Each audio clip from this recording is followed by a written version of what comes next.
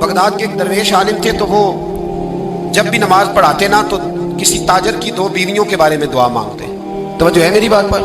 نماز پڑھاتے تو کہتے اللہ اس تاجر کی 2 بیویوں کو اپنی خاص رحمتیں عطا فرما. ایک دن لوگ ان کے گرد اکٹھے ہو گئے، کہنے لگے بابا جی بتائیں تو صحیح وہ بیویاں کون تھی جن کے لیے آپ دعا مانگتے؟ تو فرمانے لگے میرے شہر کا ایک تاجر تھا، بہت بڑا تاجر تھا، مالدار تھا پر بے اولاد تھا. اسے بغداد سے ملک کے شام جانا پڑتا تھا تجارت کرنے، اور کئی مہینے اسے شام کے ملک میں رہنا پڑتا تھا. اس نے اس طرح کیا کہ وہاں بھی ایک شادی کر لی. تو جو ہے نا میری بات پر، کیا کر لیا اس نے؟ دوسری شادی کرنا مرد کے لیے جائز ہے، تیسری کرنا بھی، چوتھی کرنا بھی یک وقت، مگر اگر انصاف کر سکے تو. اگر چاروں میں ہم نہ آدھا مسئلہ سنتے ہیں اور آدھا ہی بیان کرتے ہیں. اگر انصاف نہ کر سکے پھر اس کے لیے 4 جائز، پھر وہ ایک ہی رکھے گا. تو عزیز دوست، دوسرا نکاح کر لیا، شادی ہو گئی. اب وہ وہاں کچھ زیادہ وقت گزارنے لگا، مالدار آدمی تھا، بیوی کو مکان بھی لے کے دے دیا.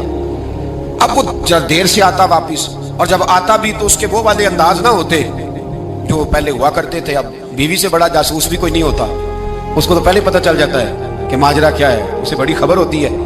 تو اس نے محسوس کر لیا کہ بدلے سے میری سرکار نظر آتے. وہ کہنے لگی اب کہ جب آتا جاتا ہے تو اس کے حالات کچھ بدلے سے ہیں، ماحول کچھ اور ہے.